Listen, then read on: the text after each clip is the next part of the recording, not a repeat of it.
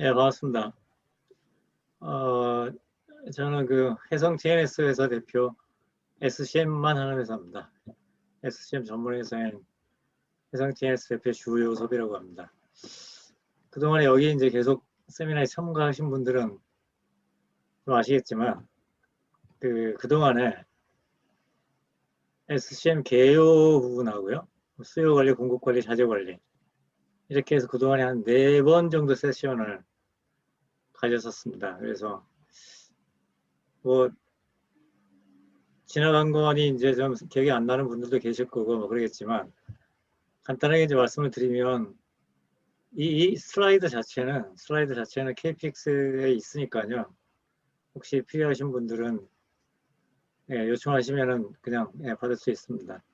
그러니까 필요하시면 요청해 주시고, 그 서플라이 체인 매니지먼트가 이제 개요가 뭔지 컨셉이 이게 하나의 뭐 시스템이라는 걸 떠나서 이제 기업의 운영 체계를 정립하는 뭐 그러한 컨셉으로 생각을 해주시면 되고요. 거기 안에서 뭐 어떤 내용들이 있고 하는 것들을 함께 알아봤었고, 이제 조금씩 이제 구체적으로 들어가서 수요 쪽, 공급 쪽, 자재 쪽 이렇게 얘기를 좀 나눠봤습니다. 오늘은 나머지 부분들, 성과 관리부터 이제 그 시스템 아키텍처하고 케이스 스타디, 그 다음에 뭐 체크리스트까지 한번 시간이 되면 이렇게 쭉 한번 살펴보는 걸로 해서 이제 SCM 전체 같이 얘기 나누는 시간이 오늘로 이제 마무리가 좀 될 것 같습니다. 그래서 그동안에 얘기 나눴던 것들도 다 포함해서 혹시 종합적으로 같이 이제 얘기 나눠볼 만한 그런 게 있으면, 혹시 의문사항이 있으면 언제든지 스탑을 하시고 이렇게 질문을 해 주시면 같이 얘기 나눠보도록 하겠습니다. 이 성과 관리, 퍼포먼스 쪽이죠. 이 성과 관리 쪽은 굉장히 중요하면서도 이게 이제 좀 그 중요성을 제대로 인식하지 못하죠. 이제 대부분의 기업들이 그렇습니다. 그래서 성과 관리가 어떤 걸 지향해야 되고 뭐가 이제 좀 SCM 관점에서 이제 좀 포인트가 있는지 그런 것들을 한번 얘기를 해보도록 하겠습니다. 이 그 성과 관리는 그냥 생각할 때 저 사람 일 잘했으니까 퍼포먼스 실적이 좋으니까 좀 뭐 보상을 더 많이 해주고 또 어떤 경고의 의미로 또 얘기도 해주고 뭐 그런 식으로 이제 접근하는 그런 성과 관리가 아니고요. 그 서플라이 체인 매니지먼트에서는 성과 관리를 볼 때 어떤 관점에서 보냐면 우리 회사가 가지고 있는 전체 그 운영 프로세스죠. 아퍼레이션 프로세스가 그러니까 이제 수요부터 생산, 공급, 자재 그런 전체의 비즈니스 프로세스가 어느 부분이 좀 개선이 더 필요하고 그 다음에 전체적으로 이게 상향 이제 안정화시킬 수 있는지 그런 것들을 좀 주기적으로 체크하는, 그래서 그 부분에 대해서 개선을 이제 좀 집중하는 그런 측면에서 성과 관리를 보통 논하고 있습니다. 그래서 어느 뭐 한 팀이 잘하고 어느 한 뭐 개인이 못하고 뭐 그런 것들을 다루는 그런 쪽은 좀 일단 지향을 좀 하죠. 그래서 이 성과 관리라고 보면 이제 기업의 전체 효율, 이 전체 효율 자체가 프로세스가 좀 있으면 이제 하나의 부문에서 그 효율이 낮게 나오면 기업 전체의 효율은 거기에 항상 디펜던트 하게 된다. 이제 그런 의미에서 그쪽 부분을 개선시키기 위해서 그게 어느 부분인지 어느 성과가 어떻게 좀 미진한지 그런 것들을 보는 측면에서 성과 관리를 본다라고 이제 반복적으로 말씀드릴 수 있겠습니다. 그래서 이 성과 관리는 이제 이 KPI라고 하는 성과 지표죠. 성과 지표를 통해서 이걸 이제 집계하고 분석하고 그 다음에 향후 개선 방향을 이제 협의해서 이제 개선 과제들을 진행해 나가고 뭐 그렇게 이제 일을 하시면 되는데, 이 KPI가 좀 이제 중요하면서도 문제가 되죠. 보통 KPI 리스트는 뭐 시중에 나와 있는 것만 하더라도 수백 가지, 이렇게 저도 지금 뭐 한 수백 가지 가지고 있습니다. 너무나 이제 상세하고 자세한 그런 KPI들이 쭉 있는데, 그러한 KPI들을 이제 어느 부분을 갖다가 이제 활용할 것인가, 그게 이제 중요하겠죠. 보통 이제 성과 관리만 그 정립하는 그런 프로젝트도 가끔씩 합니다. 거기 가보면 이제 그런 프로젝트에서는 우리 회사에 맞는 이제 성과 관리 지표가 뭔지, 그리고 이 성과 관리 지표가 뭘 의미하고, 그 다음에 어느 정도 달성이 돼야 되고, 어디에 책임이 있고, 어떻게 측정하고, 집계하고, 뭐 그런 것들을 세팅해주는 그런 이제 프로젝트라고 볼 수가 있는데, 그런 회사를 가서 보면은 너무나 많이 이게 이제 리스트 업되어 있고, 화면도 굉장히 이쁘게 이제 잘 갖춰져 있죠. 뭐 그래픽 화면, 인디케이터 화면, 뭐 그런 것들이 많습니다. 그런 것들을 자세히 좀 이제 보게 되면 실제 이 기업의 어떤 오퍼레이션 프로세스하고 좀 연관된 그런 성과 지표를 가져가는가 하는 생각들이 많이 들죠. 차차 이제 그런 걸 하나씩 사례를 통해서 얘기를 나눠보도록 하겠습니다. 그래서 이 KPI 지표가 예를 들면 이제 밑에 사례를 몇 개만 이렇게 좀 소개를 해놨는데, 뭐 오더 사이클 타임이라든지, 그다음에 온타임 딜리버리, 퍼펙트 오더 컴플리션, 포캐스트 애큐러시, 이런 식으로 이제 쭉 나오게 됩니다. 이제 부문별로 다 있게 되죠. 그래서 이러한 지표를 이제 어떤 프로세스에 적용시켜서 그 프로세스를 인식시키는가, 개선시키는가 하는 것들을 이제 판단하기 위한 척도가 되는 겁니다. 그래서 이러한 이제 성과 관리 지표는 우리 회사의 운영 전략하고 반드시 고려해서 정의가 되고 관리가 돼야 되는데, 여기에 관련된 에피소드라든지 그런 게 굉장히 많습니다. 하나 좀 예를 들어서 말씀을 드리면, 그게 정말로 그럴까 뭐 하는 그런 의구심이 들 정도로 뭐 그런 회사들이 아직도 굉장히 많습니다. 얼마 되지 않은, 얼마 전에 제가 지방에 이제 어떤 그 자동차 협력업체를 한번 다녀온 적이 있는데, 거기가 이 성과관리 지표가 이제 회장님, 이제 경영층이죠. 최상위 경영층의 이제 확고한 의지로 반드시 지켜야 하는 성과관리 지표가 있었습니다. 그게 뭐냐면, 생산 계획을 반드시 지켜라. 쉽게 말하면 생산 계획 준수율을 100%로 맞춰라. 거기에 이제 포커싱이 있는 거예요. 그런데 이 생산 계획을 수립안의 기준이 문제가 되겠죠. 그게 뭐 하루 전에 세우는 하루 계획이냐, 일주일 전에 세우는 뭐 데일리 계획이냐, 뭐 일주일 계획이냐, 한 달 전에 세우는 한 달간의 계획이냐. 거기에 따라서 이제 집계하고 측정하는 기준들이 상이할 수가 있는데, 그 회사는 한 달 전에 세운 한 달 계획이었습니다. 한 달 동안의 생산 계획을 그 수많은 아이템에 대한 생산 계획을 지켜야 되는 게 첫 번째 이제 의무죠. 생산에 근무하는 사람들. 근데 생산 계획을 수립하는 사람은 한 달 전에 생산 계획을 세워서 쭉 진행을 하면서 그 생산 계획을 맞추기 위해서 부단한 노력을 합니다. 근데 그게 이제 생산 계획이 제대로 맞춰지지 않는 이유가 여러 가지가 있겠으나, 뭐 눈에 띄는 가장 큰 거는 일단 영업이 변한다는 거잖아요. 영업이 이제 수시로 변합니다. 그 어떤 디맨드가. 특히 자동차 쪽은 뭐 무지하게 변할 수가 있죠. 이제 최종 그 OEM 업체에 따라서. 그러니까 그게 영업 쪽에서 들어오는 주문이 수시로 변하는데, 이 생산 계획을 한 달 동안을 픽스해서 맞추려고 하니까 매일같이 거기에 대한 조율을 해나가는 거죠. 조율을. 그럼 이게 왜 그렇게 삽니까 하고 이제 여쭤보면은 그 어쩔 수가 없다는 거예요. 그걸 이제 바꿀 수가 없는 거죠. 그럼 그런 쪽에서는 오히려 이렇게 성과 지표를 그렇게 책정해 놓은 것 때문에 이 전체의 어떤 아프레이션 프로세스를 개선시킬 수가 없어요. 거꾸로 시킬 수가 없습니다. 그래서 그분들도 알고 있고, 예를 들어서 위클리별로 이게 위클리 아프레이션 프로세스를 좀 정착을 시켜서 위클리별로 계획을 업데이트를 하면서 실행은 업데이트된 계획에 따라서 이제 진행되어 나가게끔 가장 쉽게 생각해 볼 수가 있는 게 이제 그러한 부분들인데, 그러한 부분들 적용할 수가 없어요.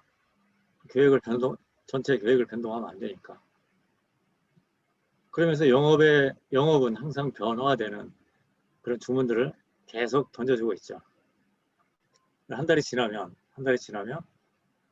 그 계획 대비 달성하지 못한 거에 대해서는 많은 질책을 받습니다. 더 이상 얘기가 이제 진행이 안 되는 거죠. 굉장히 답답한 그런 상황입니다. 굉장히 상식적인데 실제로 그런 일이 벌어지고 있어요. 왜 뭐가 그렇게 만들었는지는 잘 모르겠어요. 제가 상상할 때는 예전에 아마 이제 그런 게 있었습니다. 예전에 SCM이 이제 한참 많이 좀 기업체에서 도입할 때 그때는 슬로건 같은 게 뭐가 있었냐면 계획대로 실행하자, 그런 슬로건 같은 게 있었어요.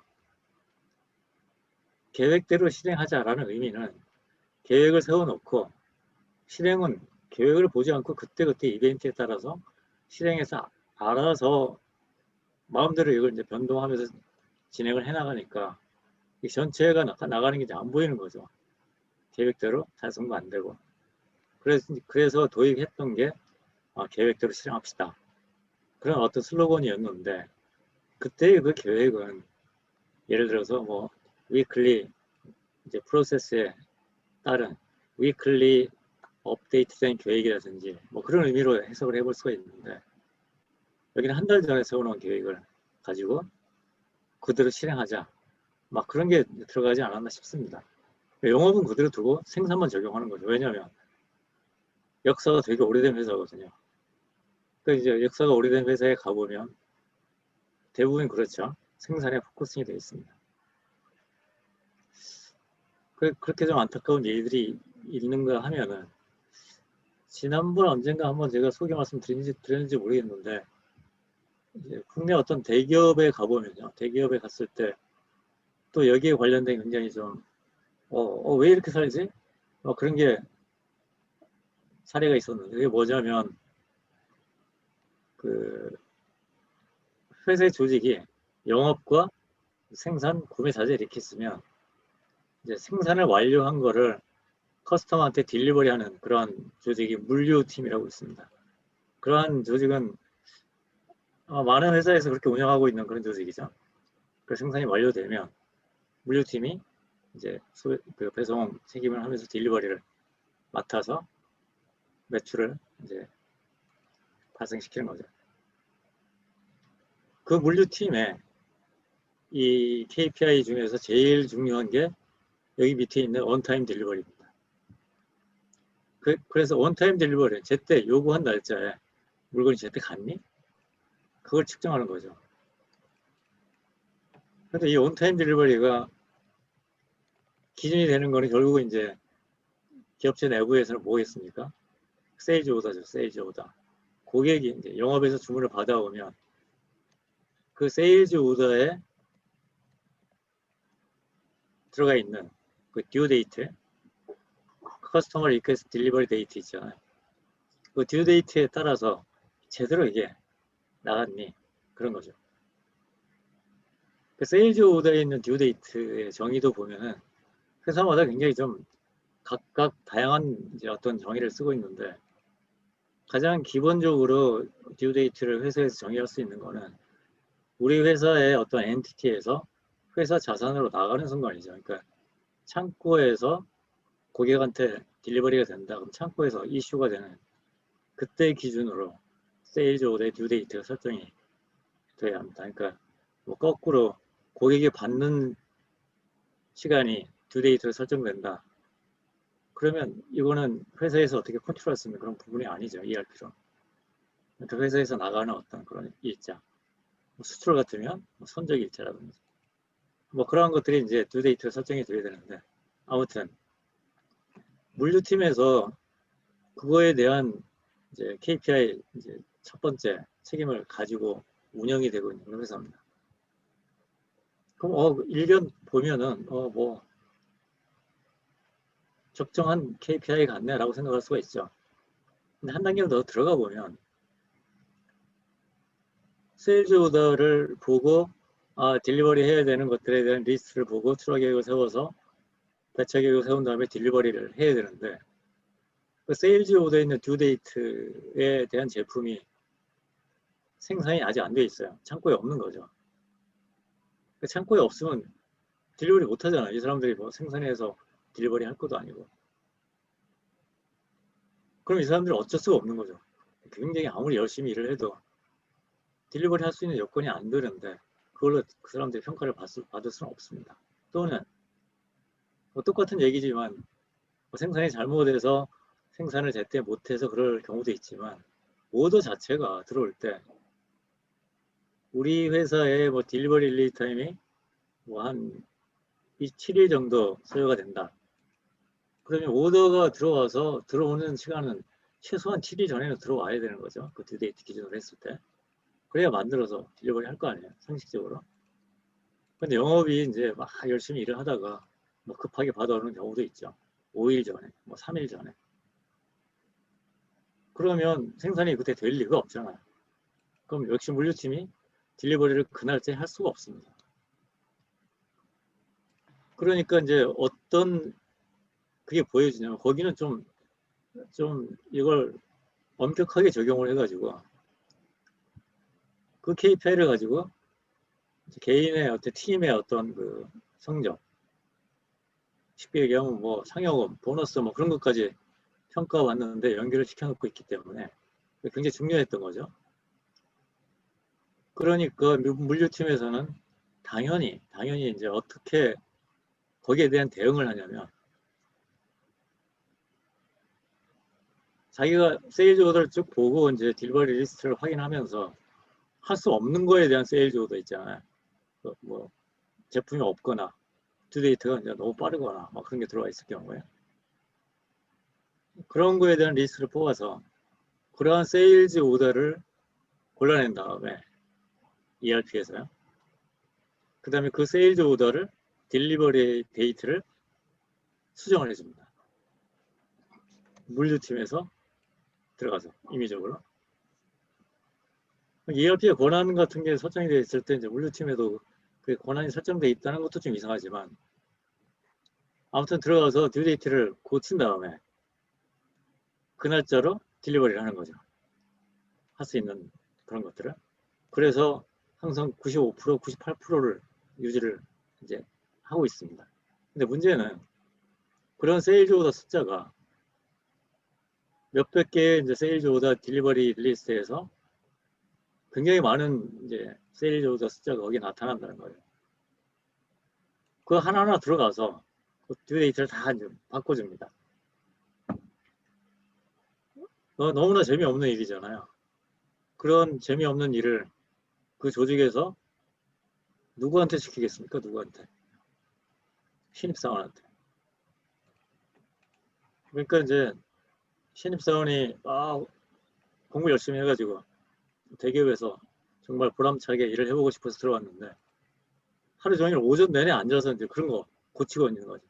전자로 게임도 그거만큼 재미없는 전자오락 게임이 없죠. 그러니까 이 신입사원은 견디지를 못할 거 아니에요.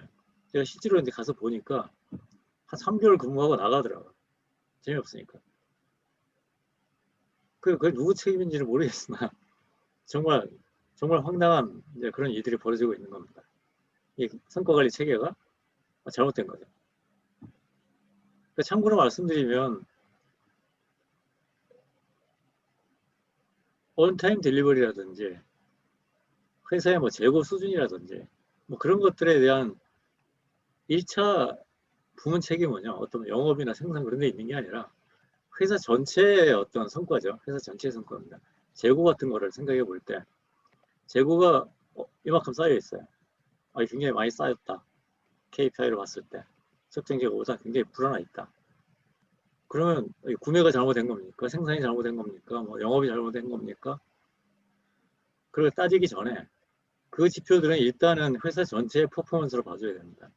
그런 걸 어떤 특정의 이제 팀이나 어떤 프로세스에 연관시키면 개선할 수가 없는 거죠. 재고를 줄여라 라고 경영층에서는 쉽게 얘기를 할 수가 있습니다. 왜 저렇게 재고가 많아? 불용 재고 왜 이렇게 쌓였어? 누구 책임이야? 막 이렇게 들어오게 되면 그 원인을 파악하는 것도 굉장히 하나의 커다란 일이 되는 거죠. 회사의 전체 퍼포먼스입니다. 아무튼 그런 식으로 이 KPI가 이게 잘못 운영되고 있으면 거꾸로 이제 이 프로세스를 악화가 양화를 구축하는 것처럼 그렇게 경직화시킬 소리가 다분합니다. 지금 뭐 회사에 근무하고 계시는 분들도 많겠지만 성과 관리 지표를 혹시 이제 관련 있는 그런 성과 지표가 있다고 하면 한번 생각을 해보면 한번 해보세요. 그러면 가장 중요한 게 뭐냐면 성과 관리 지표에서 가장 중요한 게 뭐냐면 내가 하고 있는 일 혹은 우리 팀이 하고 있는 일 그 팀 내가 열심히 일을 했을 때 성과가 좋게 나오는 지표가 거기에 할당이 돼야 되는 거죠.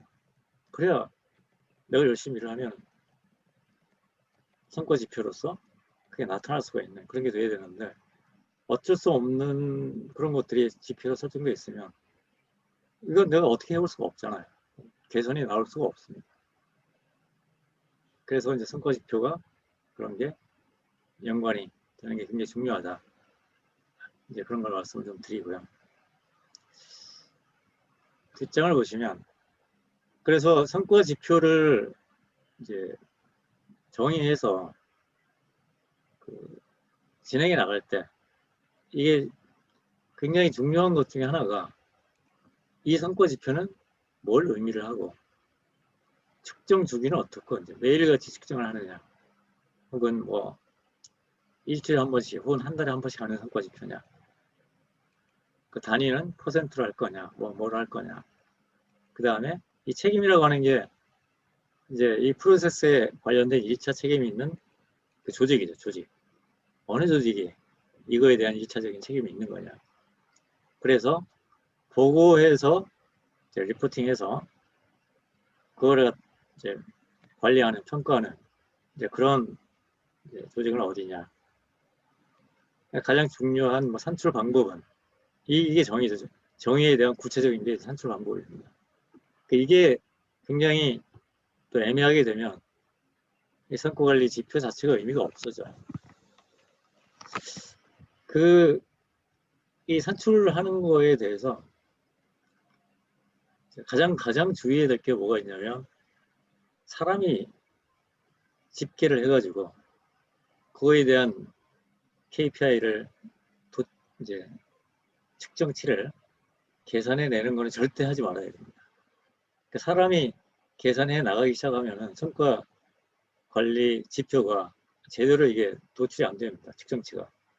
왜냐하면 사람이 이제 예를 들어서 뭐 생산 혹은 뭐 영업 거기에서 생산량 뭐 품질 뭐 어쩌고저쩌고 나왔을 때 사람이 그걸 집계를 하게 되면 그 케이스별로 어떤 이유가 다 있는 것들이 많아요.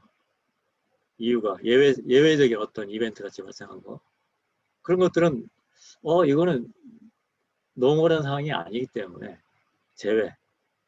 그래서 이거는 뭐 측정치가 이게 좀 잘못 집계된 거야. 그 적당하게 고쳐주고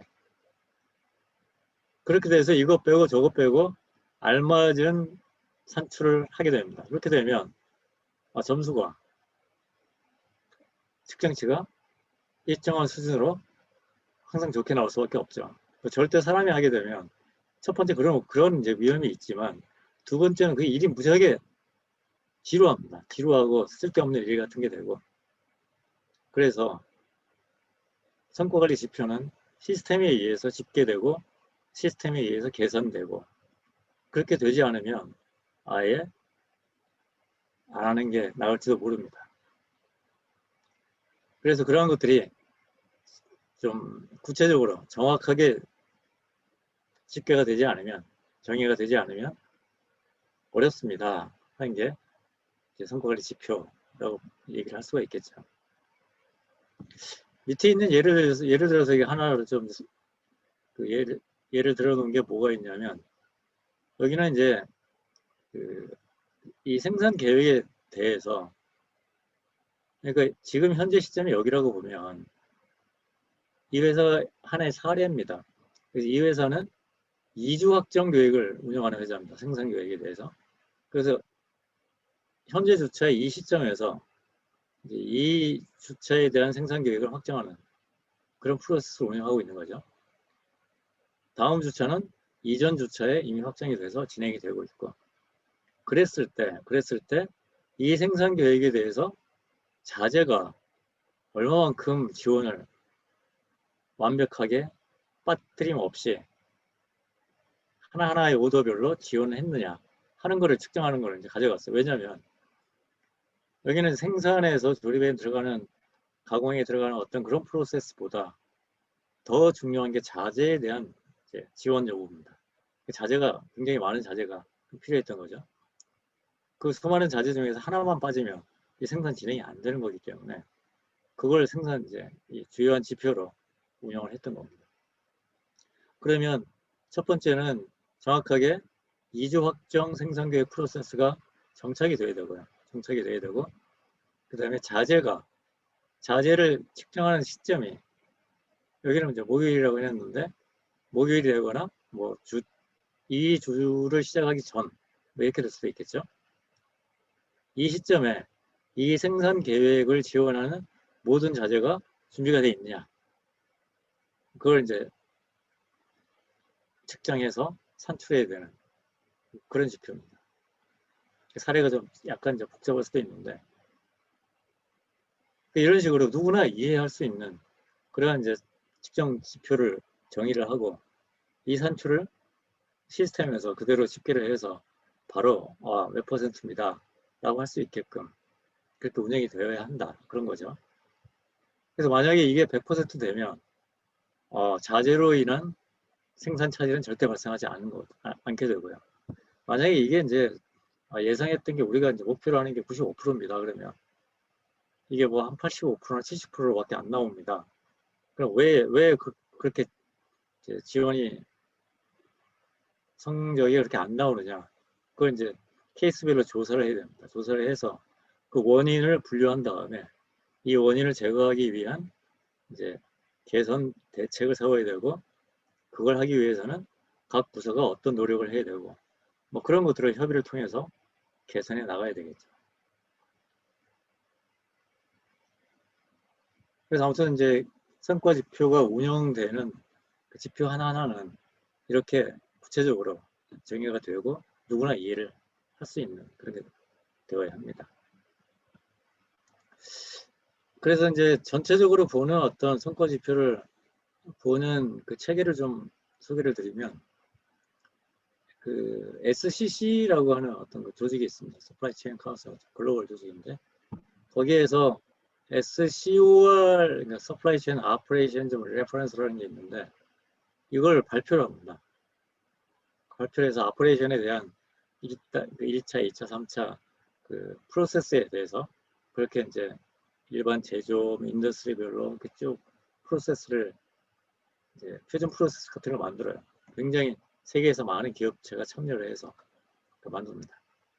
그 프로세스를 제대로 운영하기 위한 지표를 이제 밑에 있는 이러한 체계를 가지고 그 프로세스별로 설정을 해놓는 그런 사례가 있습니다. 그래서 이때 이제 성과 지표를 선정하는 그런 어떤 그 비율을 보면은, 첫 번째가 이제 고객을 대할 때 우리가 고객에 대해서 얼마나 많이 잘 응대를 했느냐 하는 측면이 있고, 하나는 그 고객을 대함에 있어서 내가 가지고 있는 어떤 자산의 효율성, 그런 것들을 얼마나 잘 활용했는지 그걸 보는 측면이 있습니다. 그래서 커스터머 페이싱과 인터널 페이싱이 있죠. 결국은 비즈니스를 한다는 거는 이제 고객 SCM의 목적이 그런 것처럼 고객이 원하는 장소에 원하는 제품을 원하는 시간에 딜리버리 해주는 게 어떤 아주 교과서적인 그런 목표라고 한다고 하면, 그런 커스터머 페이싱이 첫 번째 아주 적절한 KPI를 보는 시각이 될 수는 있고, 그걸 어떻게 하면 잘 효율적으로 빨리 하느냐, 그게 인터널 페이싱이 되겠죠. 그래서 거기에 대한 굉장히 많은 이러한 것들이 쭉 사례가 나와 있습니다. 굉장히 어떤 것들은 되게 좀 어렵고 뭐 그러기도 합니다.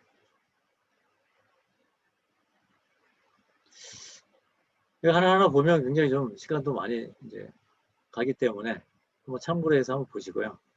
혹시 여기에서 이게 뭡니까? 이거에 대해서 좀 알고 싶은 그런 게 있으면 질문을 해주시면 한번 얘기를 해보고 넘어가고요. 아니면 넘어가겠습니다. 가장 쉬우면서 많이 쓰는 게 이제 RTF 준수 이런 게 있어요.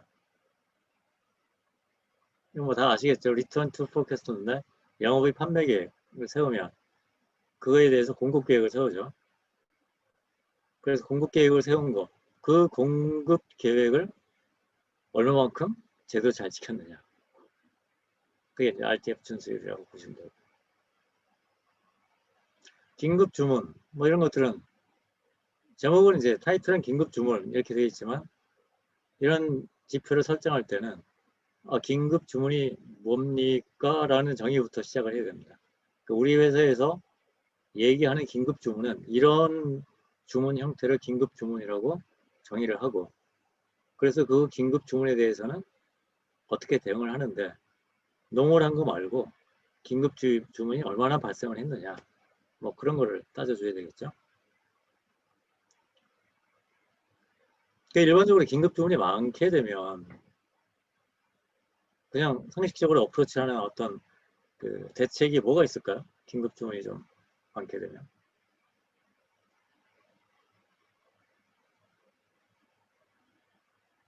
긴급 주문이 좀 많은, 이게 줌으로 하다 보니까 이게 리스폰스가 참 그렇죠. 제가 이름을 보고 지적을 해서 질문을 드릴 수도 없고, 그래서 참 이게 집에서 하니까 편하기도 한데 좀 전체적인 어떤 그 뭐 대화를 하고 뭐 그런 거에서는 답답한 면이 없지 않아 있습니다. 긴급 주문이 일단 많다 라고 하게 되면, 긴급 주문에 대해서 우리가 상식적인 어떤 정의를 가지고 접근했을 때, 그럼 우리 프로세스를 사이클, SCM 사이클을 일단 먼저 봐야 됩니다. 먼저. 그 사이클을 줄이는 방향으로 뭔가 오퍼레이션 프로세스를 개선하는 방향을 생각이 됩니다. 그러니까 우리 회사가 위클리예요. 위클리라고 하는 게 이번 주에 다음 주 이하 계획을 세워요. 근데 다음 주에 가보니까 계획이 안 들어가 있는 게 계속 뭔가를 해달라는 주문들이 쏟아집니다. 그걸 우리가 긴급 주문이라고 이제 가정을 하면, 그 긴급 주문들이 많아서 주별로 주간 생산 계획을 세우는 게 의미가 없어지면 데일리 계획을 세워야죠. 가장 쉽게 얘기하면. 그럼 데일리 계획을 세우는 이 체계로 가기 위해서는 이게 보통 이제 큰 변혁이 아닐 수가 없죠. 일하는 방식을 완전히 바꿔야 되니까. 그게 가능한가? 그 프로세스를 다 점검을 해보고, 그래서 이 긴급 주문에 대해서 어떻게 이제 대응을 해나갑시다 하는 거를 이 지표를 통해서 이제 출발점으로 삼을 수가 있습니다. 재고 일수 같은 거는 되게 중요하죠. 재고 일수. 보통 이제 재고 일수, 우리는 뭐 3일치를 가져갑니다. 우리는 뭐 평균적으로 해보니까 15일치 운영을 하고 있습니다. 회사별로 굉장히 다른데, 재고 일수는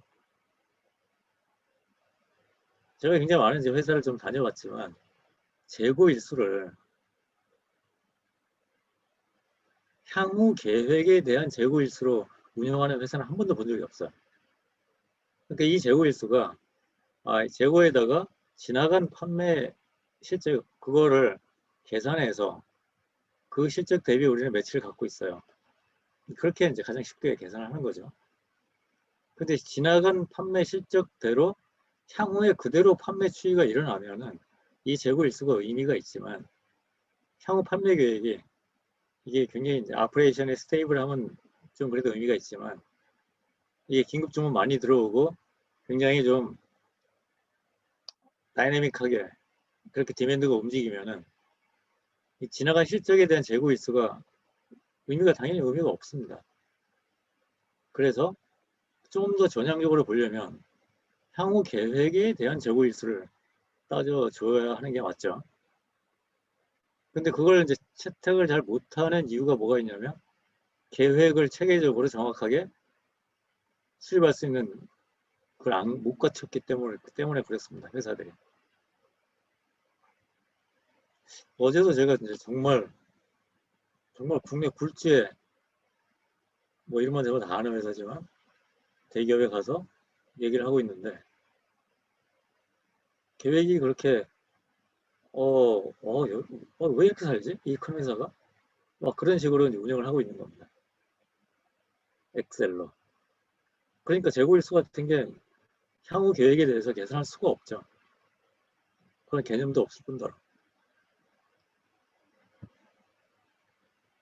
그런 식으로 이제 하나씩 우리 회사가 가지고 있는 혹은 우리 부서가 지금 직면하고 있는 그런 KPI가 뭐가 있는지 그리고 그 KPI가 의미하는 게 뭔지 그리고 내가 열심히 했는데 이 지표가 개선이 안 되는 지표가 있다면 회사 내에 어떤 이제 뭐 관리 어디에서 이걸 총책하는지 모르겠습니다. SCM 부서 그런 게 있으면 그런 걸 혹시 이제 토론하고 이슈에 대해서 협의를 하고 그런 기능이 있는지 모르겠으나 아무튼 그런 기능이 있는 부서하고 협의를 할 필요가 있죠.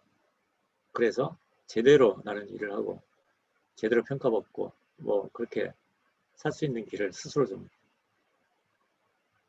찾아야 합니다. 근데 그런 걸 막 찾느라고 얘기를 하다 보면 예, 되게 좀 이제 너는 뭐 시키는 대로 안 하고 뭐 그런 얘기를 또 많이 듣게 되죠.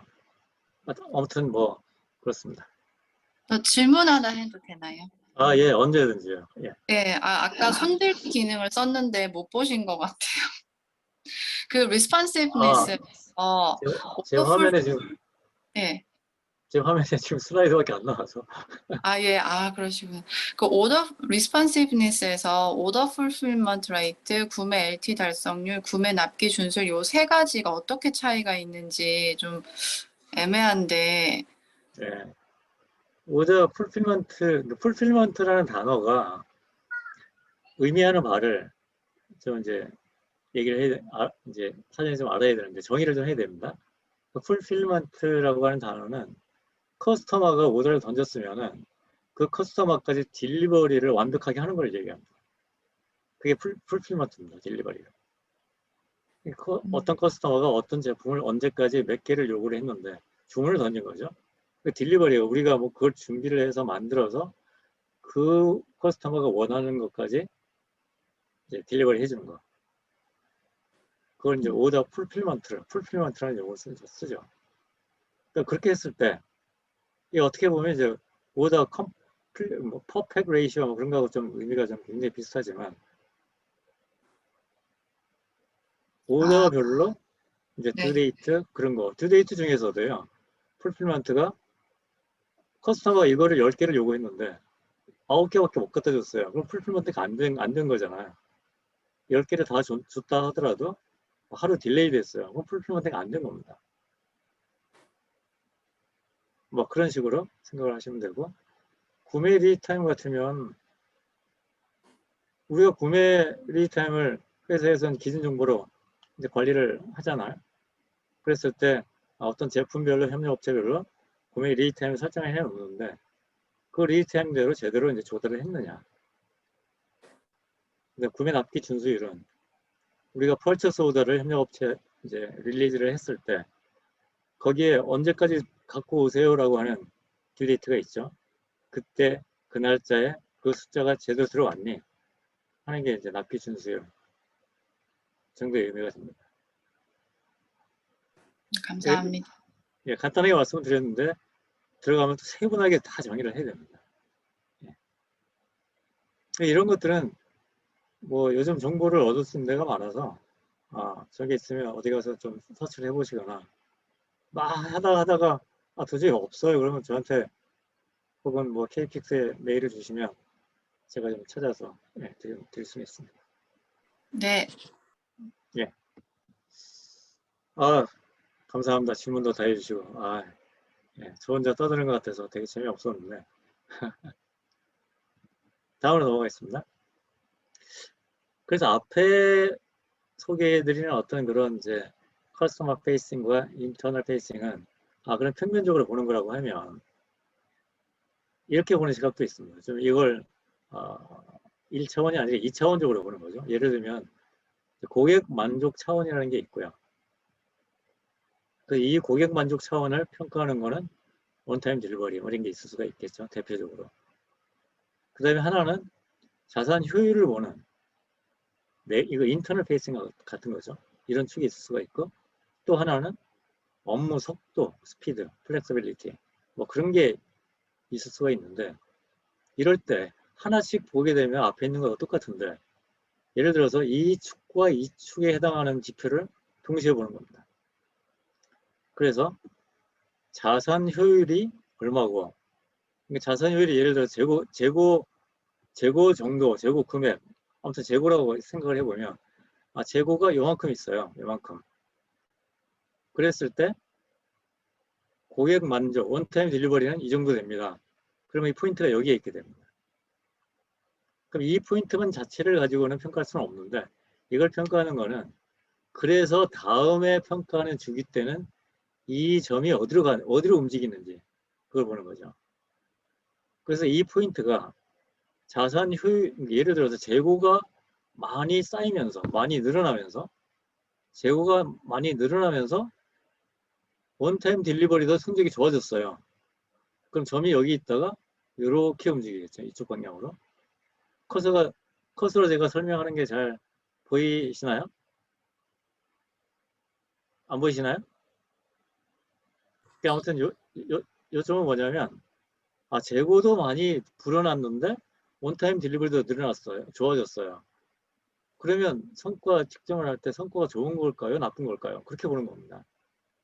재고 늘어나고 납기 준수율 늘어나고 좋아지고 그거 누구나 할 수 있는 거죠. 누구나. 그래서 이 포인트가 재고는 줄고요. 고객 만족도는 높아지고 하는 쪽으로 이쪽 방향으로 이렇게 포인트가 이동했을 때 우리는 진짜 많은 개선을 이뤘구나. 그렇게 하는 거죠. 그래서 그런 것들을 2개 이상의 축에서 성과 측정이 했을 때 이 포인트가 다음 측정을 했을 때 어떤 방향으로 움직이는지 이제 그런 것들을 보는 그런 이제 측면도 있다 하는 걸 이제 말씀드린 거고요. 넘어가겠습니다. 손들기 기능을 하면 어떻게 나타나나요, 여기에? 제가 지금 한번 해볼게요. 제가 화면을 다 이걸 이렇게 해야 되나? 지금 이게 제 화면에만 손이 이렇게 들어있네요. 그래요? 네. 그러니까 혹시 질문 있으면 말로 해주시면 됩니다. 말로. 제가 말밖에 지금 들을 수 있는 그리고 없어서. 질문은 나중에 받았다가 소그룹하거나 한꺼번에 또 할 시간이 있으니까 혹시 놓치더라도 괜찮습니다. 예. 바로바로 해주셔도 좋고 뒤에 해주셔도 좋고요. 예. 바로바로 하는 게 저한테는 좀 덜 심심합니다. 계속 화면만 보고 얘기하려니까 많이 했는데도 그러시죠. 그럼 하은주님이 10분 간격으로 질문 하나씩 하시죠. 아니요. 예. 그래서 이 이제 뭐 프로세스라고 할 건 없지만 이 성과 관리 프로세스를 한번 따라가 보면은 이제 이런 식으로 보통 이제 설정을 합니다. 그래서 KPI를 정의를 하고요. 이 각 이제 영업이나 생산, 구매 뭐 이런 데서 각 부분에서 KPI를 정의를 하겠죠. 그러면 뭐 혁신팀이나 혹은 SCM팀이나 뭐 그런 부서에서 이거에 대해서 이제 검토를 하고 승인을 하게 되면 이 KPI에 대해서 혁신팀에서 산출 기준을 또 같이 검토해서 확정을 하게 되고, KPI가 이제 이걸 운영합시다라고 결정이 되면 그 KPI에 대한 목표를 설정합니다. 목표. 이 목표를 설정하지 않으면 우리가 뭐 생각했던 것만큼 얼마큼 일을 하고 있는지 나중에 알 수가 없죠. 점수만 나오니까. 이 목표 설정할 때는 일반적으로 이제 목표가 이겁니다 라고 정해진 절대적인 게 없기 때문에 우리가 일반적으로 하고 있는 수준에서 약간 상향되는 목표 설정을 한 다음에 계속 오퍼레이션 하면서 그 부분을 이제 조금씩 높여가면서 우리의 실행력을 향상시키는 그런 방향으로 진행하면 되겠죠. 그렇게 되면 이게 여기에 대한 KPI를 산출하는 IT 시스템을 반드시 마련해야 됩니다. 엑셀로 할 것 같으면 뭐 안 하는 게 좋습니다. 안 하는 게. 정말 재미없는 일 중에 하나가 되고, 데이터를 해석하다 보면 이걸 산출 범위에 넣어야 되는지 빼야 되는지 각 부문에서 또 항의도 막 들어오죠. 이거 빼주세요. 이거 아니에요. 막 이렇게 되면 이제 원래 의도했던 거와는 전혀 관계없이 흘러갈 수가 있기 때문에 시스템으로 반드시 IT 시스템을 구축을 한 다음에 자동 집계가 될 수 있도록, 그래서 이 집계가 돼서 이제 S&OP 회의라든지 그런 데에서 협의가 되면 이제 각 부문에서는 그 이제 측정치에 대해서 분석하고 혹시 미흡하면 어떤 부분이 개선되어야 되는지 그런 것들을 이제 찾아서 이제 평가를 하고 다시 목표 설정을 조정하고 그렇게 사이클을 돌게 되겠죠. 그러면서 어떤 프로세스를 좀 개선해야 되겠다 하는 부분이 이제 뒤따라가야 됩니다. 주로 이렇게 하는 이 프로세스의 중심이 되어 있는 게 이제 S&OP 회의에서 그 주요 측정 지표들에 대해서 얘기를 하면서 이제 왜 이렇게밖에 달성이 안 됐는지 뭐 그런 것들에 대해서 많은 얘기들이 나오게 되죠. 그래서 이런 프로세스로 보통 진행을 합니다. 그래서 앞에 있는 이런 이 프로세스들은 매 사이클마다 일어나는 거 아니고 연초에 한번 연말에 내년에 운영할 거 뭐 그런 걸로 이제 연간 한번 일어난다 그 정도 되겠죠. 그리고 이제 뒤에 있는 이 부분들은 사이클적으로 계속 돌아간다라고 보시면 될 것 같습니다. 자, 그러한 그 KPI를 이제 KPI가 있구나. KPI가 SCOR에서 이렇게 이제 얘기하는 것도 있고, 어떤 축으로 얘기하는 것도 있고, 여러 가지 KPI 지표가 있구나. 이제 하는 걸 좀 알았으면 실제 우리 회사에서 적용할 거를 우리가 SCM이라는 걸 회사에 개념을 갖고 프로세스를 좀 검토를 해서 이 프로세스대로 오퍼레이션이 이루어지고 있다라고 가정을 했을 때 가장 가까이 있는 성과 지표는 뭐가 될까 하는 거를 좀 생각을 해보면 가장 중요한 거는 여기 있는 계획 대비 실적을 체크하는 게 가장 기본이 됩니다. 그러니까 서플라이 체인 매니지먼트를 나눠보면 서플라이 체인 플래닝과 서플라이 체인 엑스큐션이죠, 실행. 그 다음에 거기에 대한 성과 분석.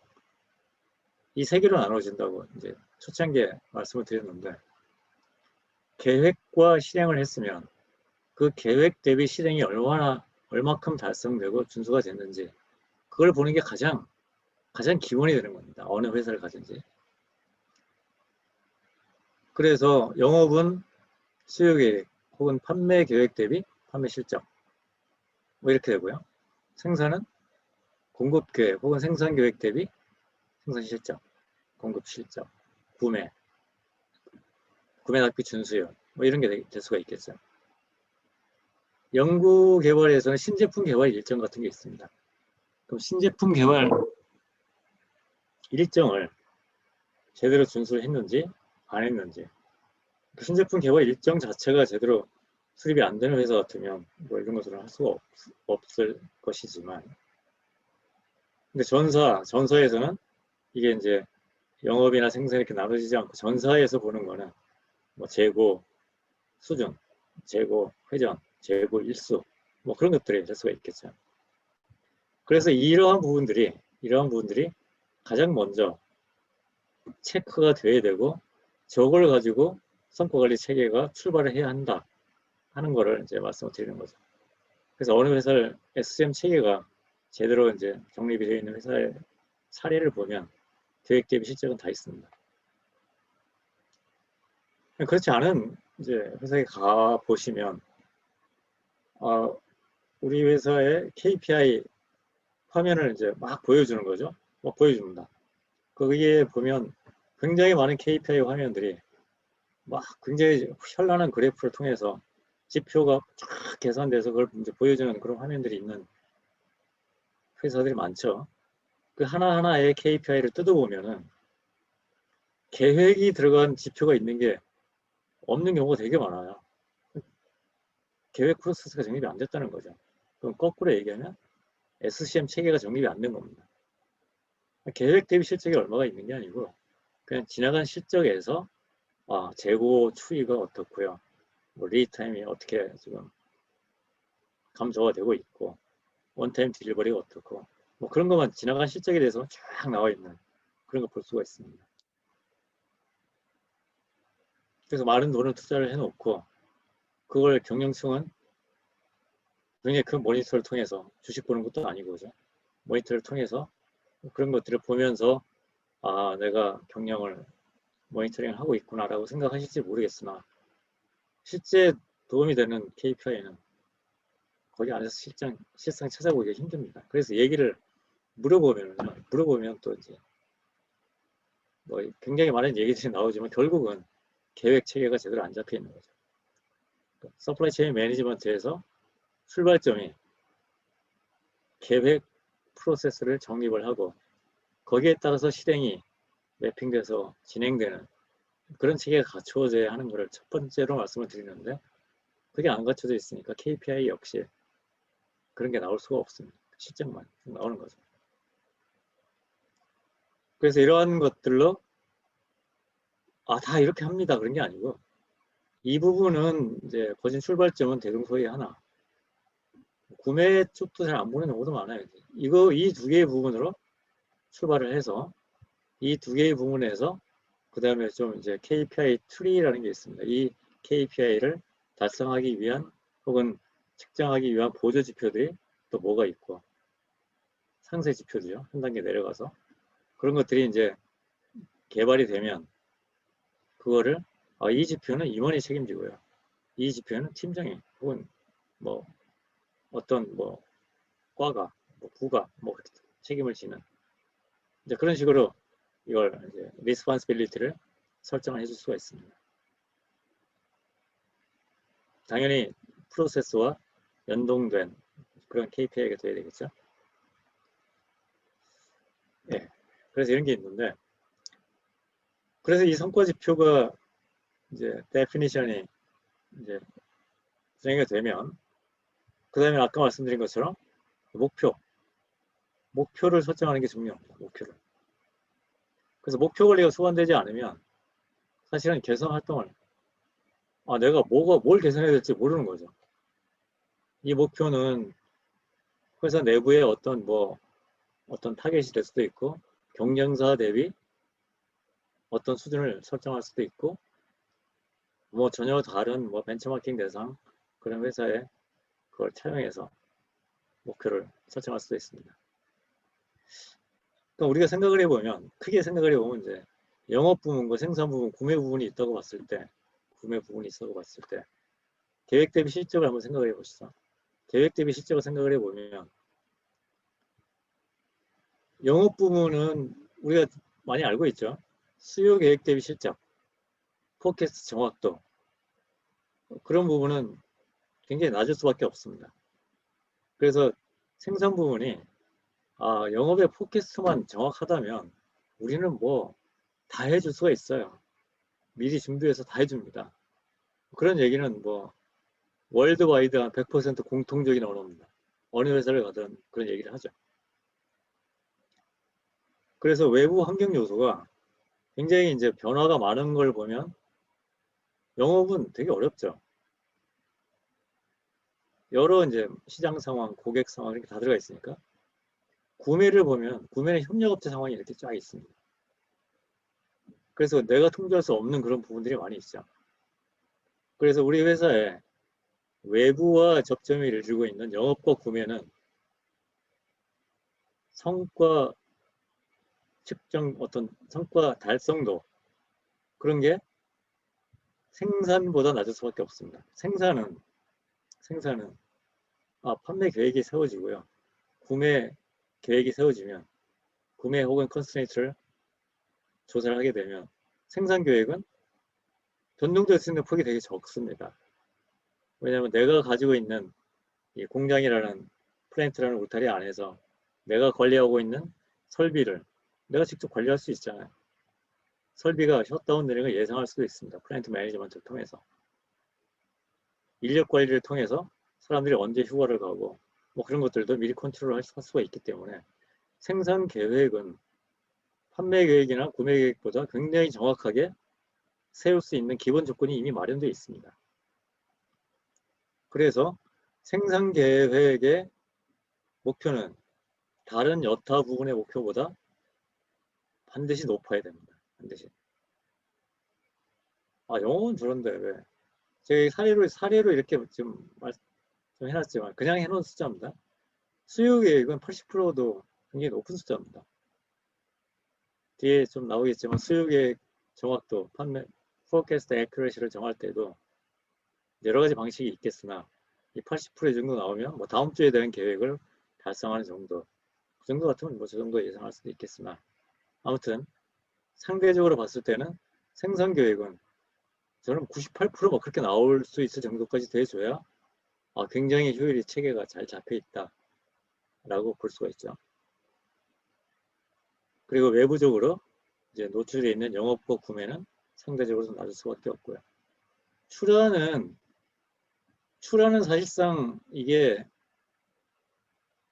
출하 계획이 계획 영역에 있느냐 실행 영역에 있느냐를 따졌을 때는 실행 영역에 있습니다. 그래서 일반적으로 출하 계획 그러면 회사들이 일주일 계획 세우고 뭐 그러진 않죠. 내일 계획 세워서 내일 출하할 계획을 오늘 리스트 잡아서 내일 배송해서 딜리버리하는, 그렇게 되면 출하 계획의 의미가 없습니다. 뭐 그렇게 할 필요는 없죠. 그런데 우리가 만약에 이제 플랜트가 있고 디스트리뷰션 센터가 있어서 그 디스트리뷰션 센터까지 딜리버리, 그러니까 수송이죠. 수송과 배송을 했을 때 수송해주는 거기까지가 이제 전체 서플라이 체인이 이제 공급해주는 포인트라고 보면은 플랜트에서 디스트리뷰션 채널까지 혹은 뭐 그 웨어하우스까지 거기까지 이제 배송해주는, 수송해주는 그러한 걸 뭐 일주일 계획을 세울 수는 있겠죠. 그랬을 땐 출하 계획의 의미가 있지만 일반적으로 거기서 그 커스텀한테 바로 나가는 그러한 출하 계획은 계획 영역이 아닙니다. 실행 영역이라서 출하 계획 그런 용어를 잘 안 쓰죠. 그래서 아무튼 목표 관리를 할 때 각 부문별로 이렇게 좀 정도를 고려해서 목표를 설정해 주지 않으면 가장 많이 오는 게 영업이고요. 가장 해피한 게 이제 생산이 되는 거죠. 구매도 사실 힘듭니다. 구매도.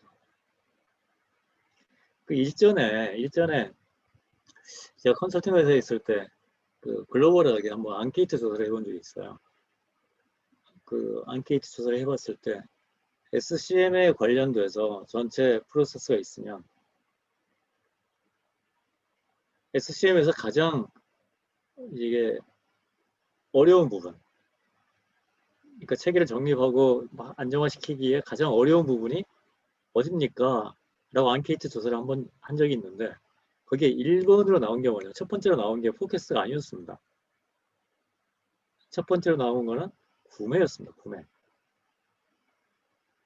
그러니까 구매 부분이 가장 어려워서 이 부분을 우리가 제대로 관리할 수 있으면 SCM 체계가 많이 안정화되겠다 하는 게 첫 번째였어요. 왜 그러냐면 구매는 굉장히 많은 협력 업체가 있잖아요.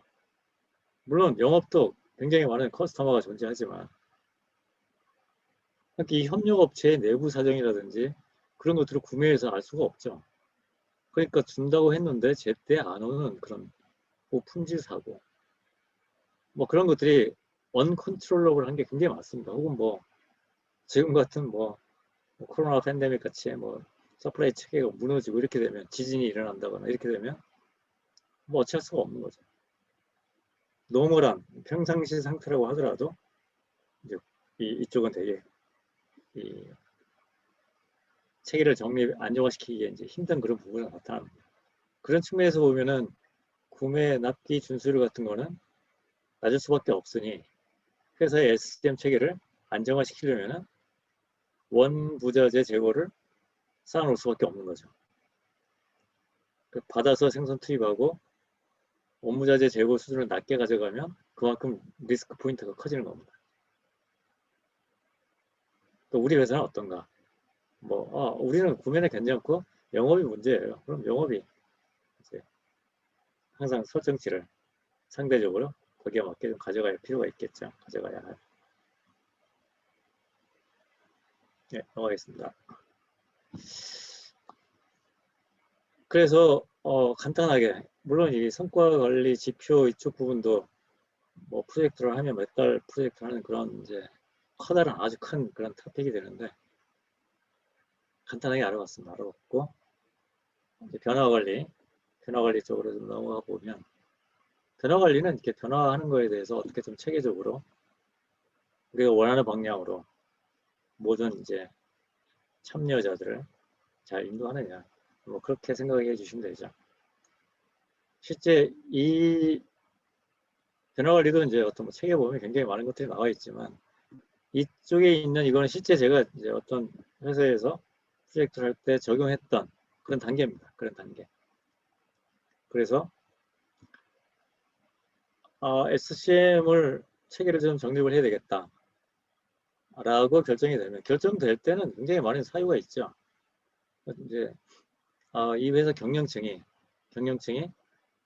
이 SCM 체계가 제대로 잡혀져 있지 않아서 회사가 굉장히 위험해졌다 하는 걸 이제 인지를 하게 되면 체계를 정립해야 되겠네. 뭐 그런 경우도 있을 수가 있고요.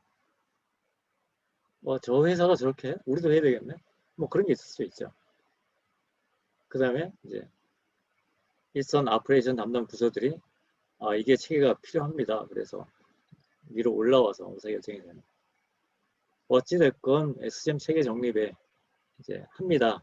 라고 회사에서 결정이 되면 이 CEO가 내부 통신망을 통해서 선포를 하는 게 필요합니다. 우리 이거 하니까 개선을 하기 위해서 프로세스를 혁신을 하기 위해서 모든 부분에서 앞으로 발을 맞춰서 노력을 해야 됩니다. 그걸 하려면 어떻게 갑니다 하는 추진 로드맵이 있어야 되겠죠. 그래서 프로세스 가고요. IT 시스템이 필요하면 IT 시스템이 이렇게 갈 거고요. 거기에 대해서 전략은 보고 뭐 그런 식으로 로드맵을 같이 이제 선포를 해주게 됩니다. 그리고 물론 추진 조직도 그때 같이 구성이 되죠. 이 추진 조직이라고 하는 게 보통 얘기하는 이제 TF입니다. TF. 그래서 그 TF가 주도로 이제 SCM 체계 정립을 하기 위해서 주도를 해나가는데 대부분 이 추진 조직이 구성이 되면 외부의 어떤 컨설팅이나 그런 외부 도움을 받게 되죠. 저도 지금 개인적으로 이제 프로젝트를 하나 하고 있는 게 있는데 제가 지금 하고 있는 프로젝트의 TF팀은 8명 정도 구성이 되어 있습니다. 그것도 이제 파트타임이 아니라 상근으로 거기에 아예 그냥 출근을 그쪽으로 해서 하루 종일 그 일을 해요.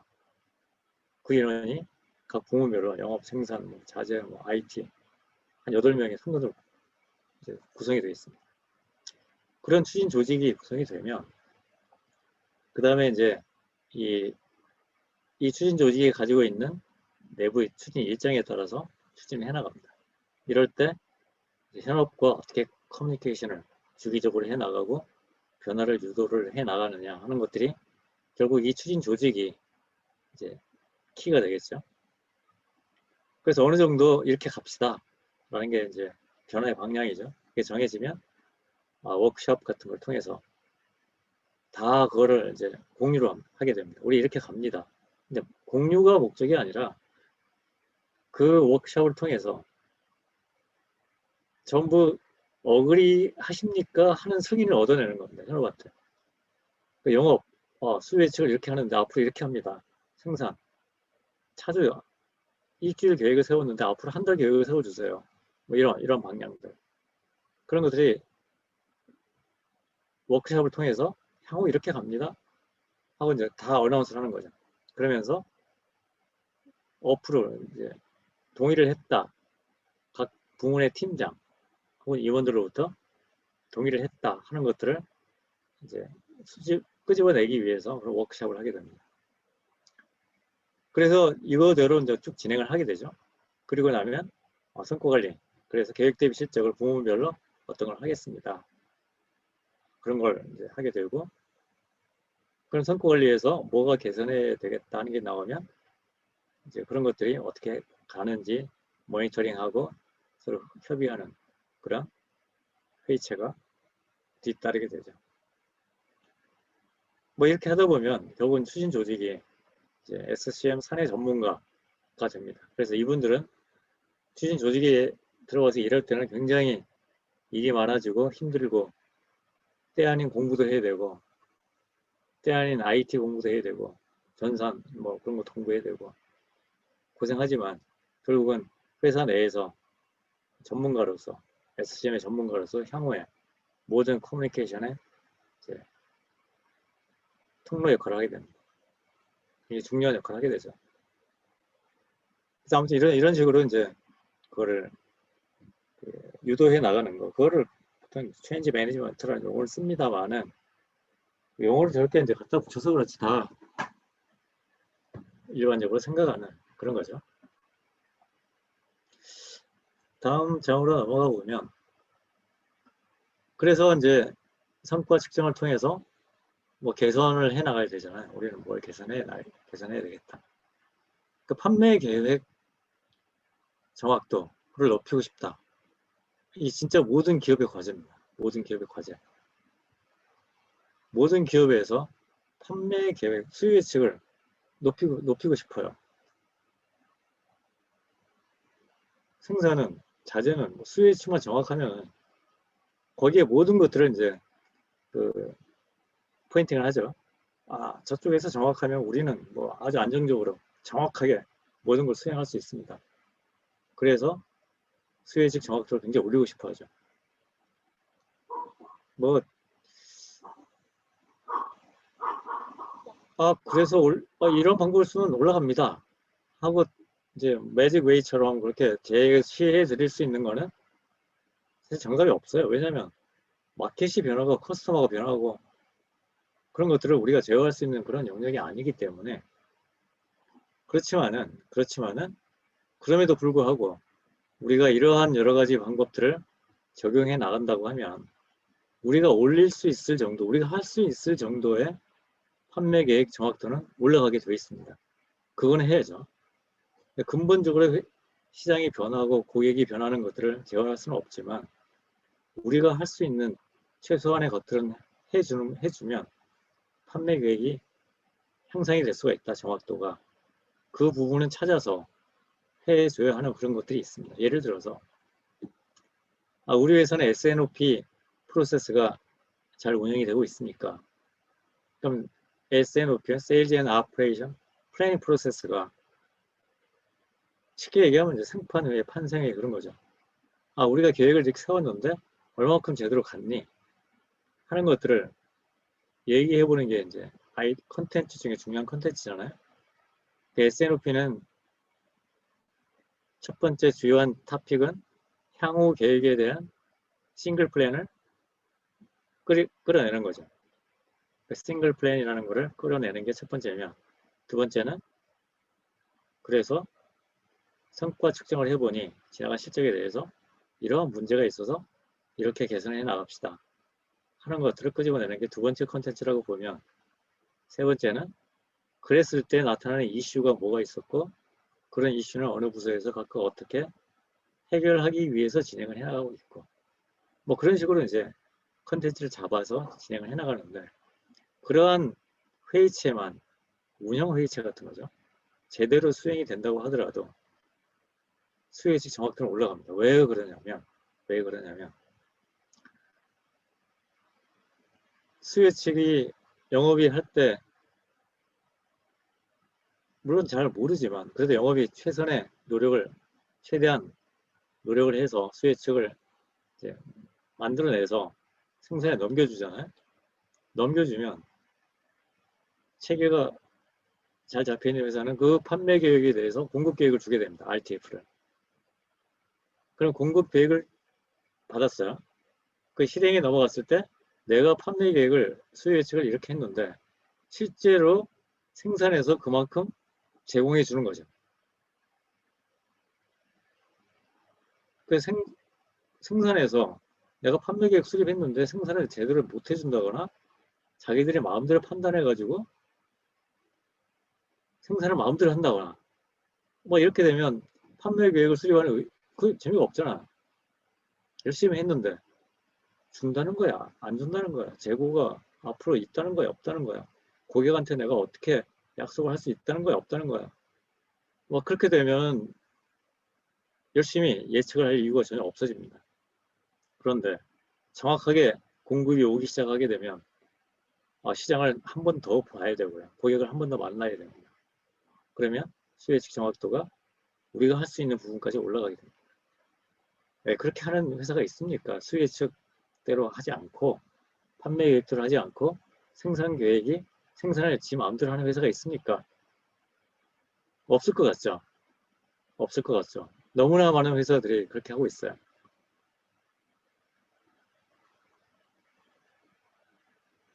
그래서 제가 이제 SCM은 상식입니다라고 제가 말씀드린 이유가 거기입니다. 그렇게 안 합니다. 쟤네들은 못 믿어요. 그래서 우리가 생산해서 출고 추이, 판매 추이 그런 거를 분석해서 자기들이 만든다, 자기들이. 아무도 거기에 대해서 이제 너 왜 그렇게 해서 하는 게 그런 게 없죠. 그러면 판매계획 정확도가 높아질 수가 없고 선순환이 되는 게 아니라 악순환에 빠지게 되는 거죠. 악순환. 재고가 쌓이게 되고. 실제로 그런 것들을 너무나 많이 봅니다. 제가 다니면서. 그런데 정말 의아한 거는 그 상식적으로 그렇게 하시면 안 되고요. 이렇게 하는 게 좋습니다. 그렇게 해야 합니다. 라고 충분히 토의를 했다고 생각하는데 실제 변하는 건 하나도 없습니다. 왜 그렇게 했어요? 왜 안 변하겠어요? 그만큼 벽을 쌓아놓고 적개심이 이렇게 있는 겁니다. 니는 니대로 돌아라. 나는 나대로 살겠다. 그런 거죠. 안 변합니다, 그게.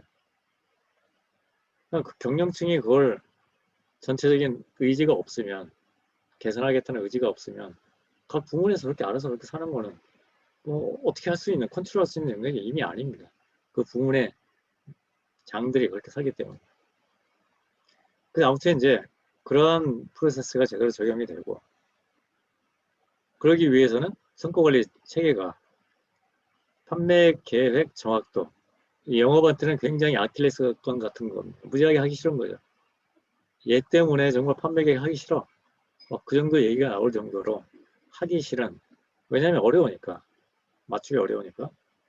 그럼에도 불구하고 이 측정을 해야 한다. 해야 한다는 거죠. 그랬을 때 목표 설정이 중요한 거죠.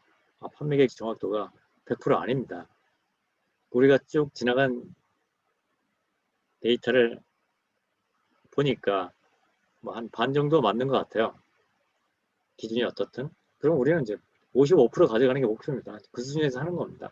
그렇게 출발할 수가 있죠. 그래서 아무튼 이 측정을 하기 시작해야 된다. 측정하지 않으면 개선이 절대 안 일어나죠. 어느 회사가 보면 이제 고객과 협업하는 거, 우리 주요 고객도 ABC 분석해 보면은 파레토 법칙에 의해서 나오지 않습니까? 협력업체 마찬가지고, 우리 뭐 제품도 뭐 ABC 분석해 보면 중요도가 다 이렇게 나눠질 수가 있는데, 고객도 우리의 이제 전략적으로 굉장히 중요한 그런 고객들하고는 좀 긴밀하게 프로세스적으로 협업을 할 수 있는 그런 것들을 이제 정립할 수 있다면, 그 고객으로부터 받는 그런 구매 계획이 좀 더 정확해질 수가 있죠. 그리고 또 뭐 통계 예측 모델 같은 거 적용해서 지나간 히스토리를 수학적 모델을 통해서 이 정도의 예측이 됩니다. 뭐 그런 것도 활용할 수가 있고, 요즘 유행하고 있는 AI, 인공지능 뭐 그런 걸 활용해서 수요 예측에 적용해서 정확도를 좀 높이려고 하는 노력도 있을 수가 있습니다. 어쨌든 뭐 여러 가지 이제 그 방안들이 있을 수가 있는데, 해볼 수 있는 걸 하나도 하지 않으면서 수요 예측 정확도를 어떻게 맞추니? 그렇게 그냥 두고 간다고 하면 이 회사는 절대 프로세스 효율이나 그런 게 나타날 수가 없게 됩니다. 밑에 있는 이 사례는 수요 예측 정확도를 계산하는 하나의 사례입니다. 그래서 이 회사는 지금 시점이 여기에 있으면, 이 W0 주차 여기에 있으면 이 주차의 수요 예측을 향후 뭐 13주차 이렇게 한다고 가정을 해보면, 그 중에서 5주차까지 계획을 수요 예측 정확도를 계산하는데 포함을 시키겠습니다 라는 기준이 있다고 이제 전제가 되는 겁니다. 그래서 이번 주차에 다음 주차부터 5주차 쭉 있지만 이 주차의 포캐스트를 기억을 하고 있고요. 1주가 지나면 이 주차에 있다가 한 주가 더 가면 또 다른 수요 예측을 할 수가 있죠. 그럼 5주차까지 됐던 게 이제는 4주차가 되죠. 이 계획이 키핑을 하고 있고, 한 주가 더 지나면 3주, 한 주가 더 지나면 2주, 한 주가 더 지나면 그 다음 주가 되겠죠. 그러면 5주차의 수요 예측은요, 5주차의 수요 예측은 5주 전부터 해가지고 총 5번의 업데이트를 할 수 있는 사이클 시간이, 기회가 주어집니다. 아주 5주 전에 했을 때 이만큼이었는데 한 주 지나니까 이만큼이고, 한 주 지나니까 이만큼이고요. 그래서 바로 직전 주에 가니까 이 정도는 되는 거예요. 그렇게 수요 예측이 변할 수가 있죠. 그래서 이 W6주 주차에 이 실적을 해보니까 얼마 정도 나왔어요. 그럼 이 실적 대비해서 각각의 계획의 정확도를 평균을 내는, 그러면 5주차 평균이 되는 거죠. 그렇게 해보면 여기는 뭐 91%지만 60%, 70%, 뭐 잘한다고 하는 국내 뭐 그런 데 가보면 13주차 계획을 세워서 그거 가지고 계산해보면 50% 언저리 이렇게 됩니다. 그래서 우리는 수요 예측 정확도를 이렇게 계산합니다. 그러면 타겟이 이거에 따라서 운영이 되는 거죠. 차주 계획에 대해서는 이렇게 이 5주차 계획을 5번을 영업사원이 그 제품에 대해서, 그 고객에 대해서 5번을 생각할 수 있는 그런 기회가 있기 때문에 차주 계획에 대해서는 정확도가 올라갑니다. 그러니까 13주차 수요 예측 정확도를 운영하는 회사는 평균을 내면 50% 언저리지만 차주차 계획은 거진 100%가 나옵니다. 그럼 단기 계획이 굉장히 정확도가 높아지는 거죠. 그러면 공급 계획도 그만큼 스테이블해질 수가 있습니다. 안정적으로. 그래서 수요 예측 정확도를 운영하는 게, 첫 번째 운영하는 게 중요하고, 두 번째는 어떻게 계산하는 게 중요하고, 뭐 그런 거죠. 그럼 우리 회사는 어떻게 할 거냐? 뭐 다 모르겠고, 다음 주차 한 주만 계획을 가지고 항상 포캐스트 정확도를 계산합니다. 그러면 이 포캐스트를 작성하는 부서는 5주 후에는 걷어다 보지도 않겠죠. 저 뭐 어떻게 하든 상관없는 거니까. 그렇지만 계산식에 들어가면 5주 전부터 이제 눈 부릅뜨고 시장과 고객을 보기 시작할 겁니다. 뭐 그런 의미가 있는 거고요. 질문 하나만 잠깐 해도 돼요? 아, 예. 아, 여기 지금 이 계획 그 성과관리 표에 이게 아이템 단위별로 이게 다 나와야 되는 건지 아니면은 그냥 그 생산 현장이 전부 다 모든 아이템을 다 생산하는 그냥 이 표 말씀하시는 거죠? 예. 아이템별로요. 아이템별로. 그럼 아이템별로 준수율이 또 다 다를 수 있고 그렇습니다. 그러면은 결과적으로 숫자가 하나가 나오려 그러면 그게 다 취합이 돼가지고 에버리지가 되는 거예요? 그러니까 사람이 계산하지 말라는 겁니다. 네. 아이템별로 하지 않으면 의미가 없어요. 그죠? 이게 아이템별로 그룹핑이 묶여지면은요. 그룹핑이 묶여지면 수혜식 정확도는 올라갑니다. 자동적으로. 그러니까 잘 못했는데 묶어놓으면 수혜식 정확도가 올라가요. 기간이 1주가 아니라 한 달 동안 묶어놓으면 수혜식 정확도가 올라갑니다. 자동적으로 올라가요. 그러니까 잘하고 있는 것처럼 오해를 할 수가 있죠. 그렇지만 묶어놓게 되면 공급 쪽에서는 이 지표에 대해서 공급 쪽에 대해서는 아무런 영향이 없어요. 공급은 아이템별로 하는 거잖아요. 아이템별로 생산해 나가는 거기 때문에. 네, 아이템별로입니다. 네, 감사합니다. 네. 그 다음에 이제 수혜치 어렵고 그다음 구매가 어렵다 그랬잖아요. 그럼 이제 구매에 대해서도 여러 가지 분석을 통해서 그렇게 이제 진행해 나갈 수가 있겠죠. 이때는 이제 자재가 굉장히 많으니까 어떤 핵심 자재 그런 거를 대상으로 할 수가 있습니다. 그래서 구매 리드 타임을 분석을 해보면 생산 시점이 이때라고 보면은 원자재 창고에서 피킹해서 투입 준비까지 이 정도의 리드 타임이 걸릴 거고요. 프로세싱 타임이. 그럼 창고에 입고 시점은 이때가 될 겁니다. 그러면 창고에 입고할 때까지 벤더에서 소요되는 시간이 이게 이제 구매 리드 타임이 되겠죠. 그럼 벤더가 준비하는 시점이 여기가 될 거고요.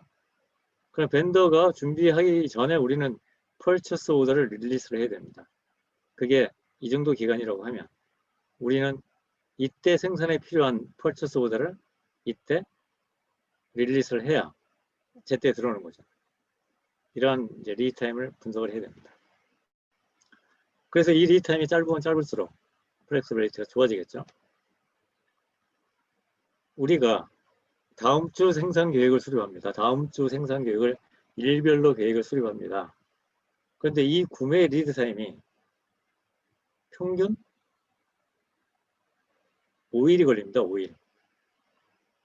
그러면 이번 주에 다음 주 계획을 예를 들어서 금요일로 확정을 시키잖아요.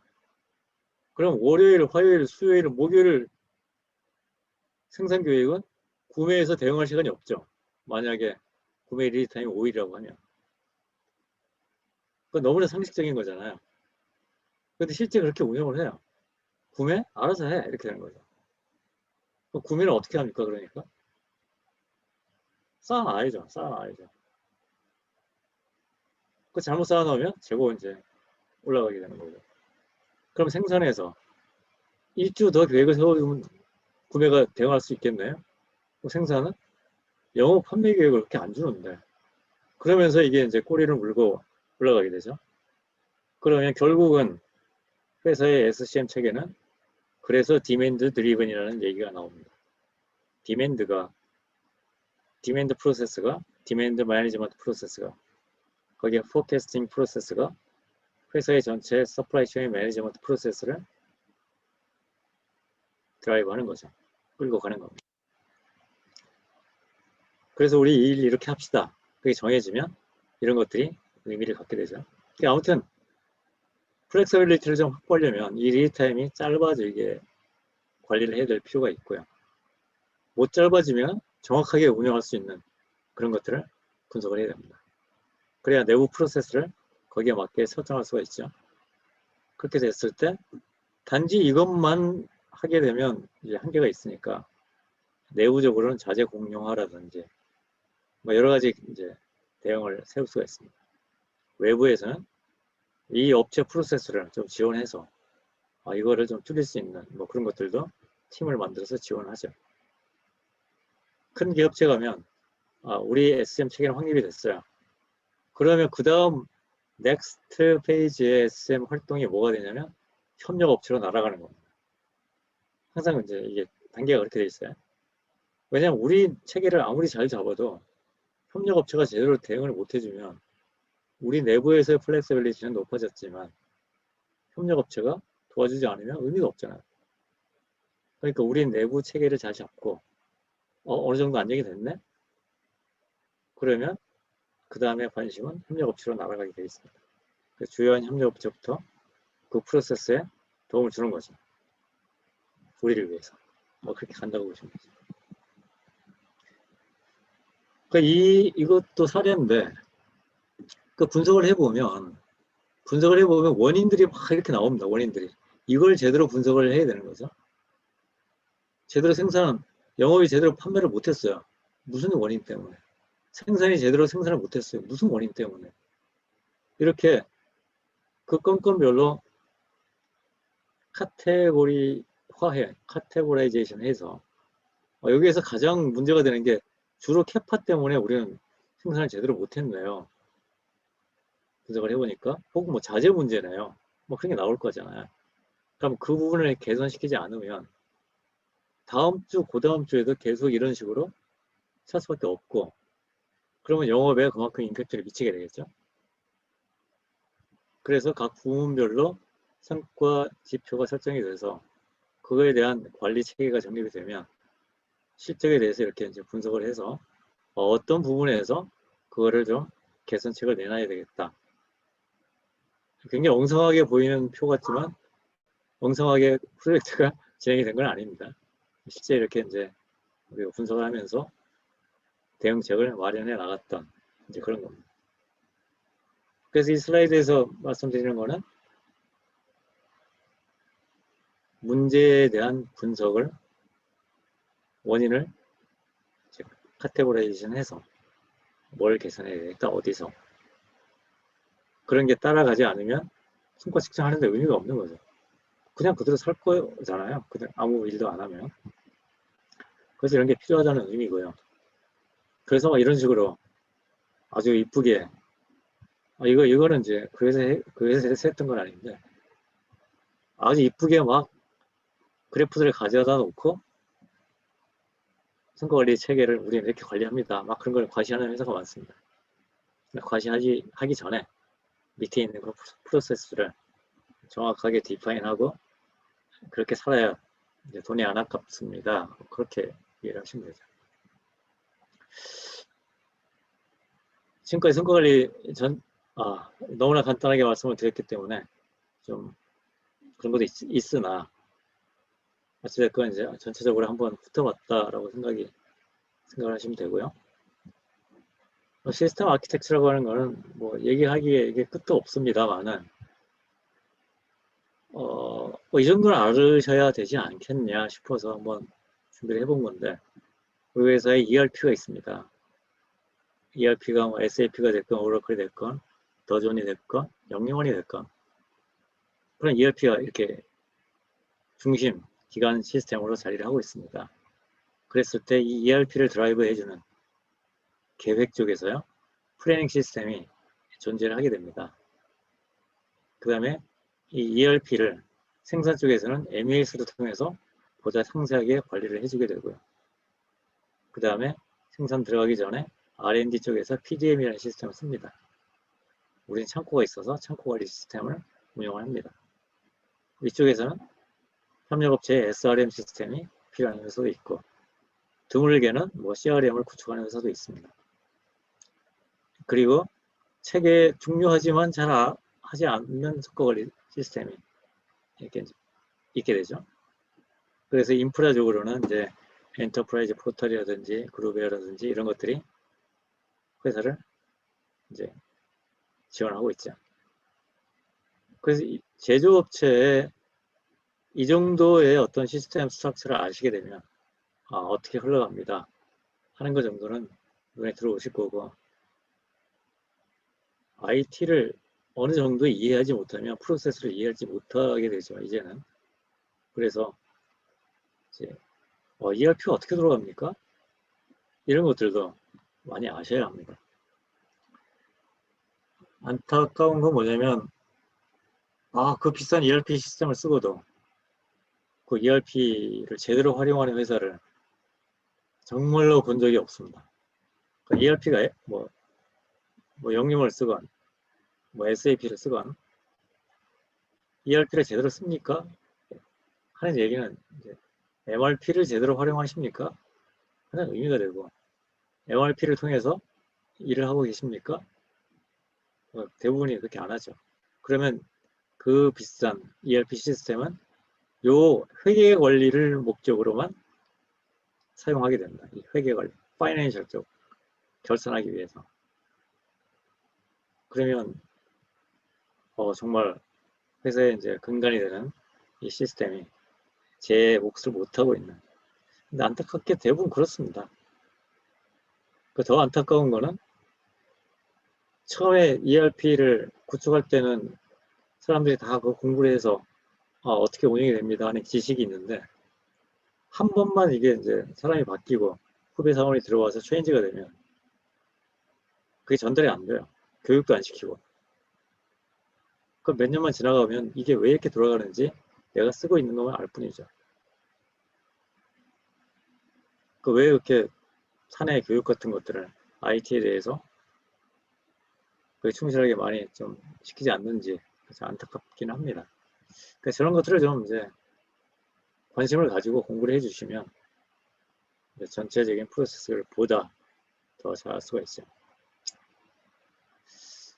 그 다음에 프로세싱, 이건 종합적으로 제가 한번 이제 다시 한번 좀 종합을 해본 건데, 플래닝 프로세스가 이렇게 움직입니다. 구체적으로 아이템별로 이렇게 이제 판매계획, 수요계획 그런 것들이 이렇게 움직일 때 프로세스는 뭐 이제 수립 단위는 어떻고요? 기준은 뭐고? 가장 중요한 게 기준이겠죠, 기준. 그 다음에 수립 구간은요. 우리는 한 달, 6개월 합니다. 3개월 합니다. 언제 합니까? 수립 시기. 뭐 이런 것들이 구체적으로 디파인 돼서 우리의 수요 계획, 포캐스팅 프로세스는 이렇게 움직이면서 아웃풋은 이렇게 나옵니다. 이렇게 정의가 되겠죠. 그러면 거기에 대한 공급 계획, 생산 계획은 이렇게 움직입니다. 거기에 대한 구체적인 아웃풋은 이렇게 나올 겁니다. 앞전에 다 많이 얘기를 했기 때문에 소개만 하고 넘어가도록 하겠습니다. 뭐 그렇게 되면 공급 계획이 구체적으로 뭐 이런 걸 통해서 이 슬라이드는 굉장히 오래된 거라서 좀 뭐 보라고 권해드리고 싶지는 않지만 제가 좀 업데이트를 해야 되는데 게을러가지고 아무튼 이런 식으로 어떻게 공급이 됩니다 하는 게 구체적으로 이제 공급 계획을 통해서 디파인이 돼야 되는 거죠. 그러면 수요 계획이 100이었는데 공급 계획을 100을 줄 수가 있어요. 그러면 판매 계획도 100이 될 수가 있죠. 근데 만약에 수요 계획이 120이었는데 공급 계획이 110이었습니다. 이 주차에. 그러면 W2 주차의 판매 계획은 120이 될 수가 없죠. 110밖에 못 받으니까. 그러니까 110으로 변해져야 됩니다. 이게 싱글 플랜이 되겠죠. 이 싱글 플랜을 통해서 공급 계획과 이하 계획들이 움직이게 됩니다. 그래서 저 계획이 나오게 되면 우리는 흔히 얘기하는 이제 available to promise라는 납기 약속을 해주는 그런 프로세스를 진행을 할 수가 있습니다.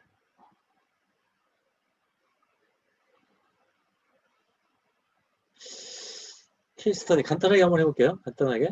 시간이 이제 한 10분 남은 것 같은데 10분 남았나요? 지나갔나요?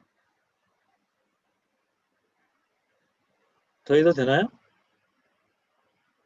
정 대표님? 예, 별 상관없이 그냥 쓰십시오. 이게. 예. 예. 예. 여기 보시는 분들이 지겨워하실까봐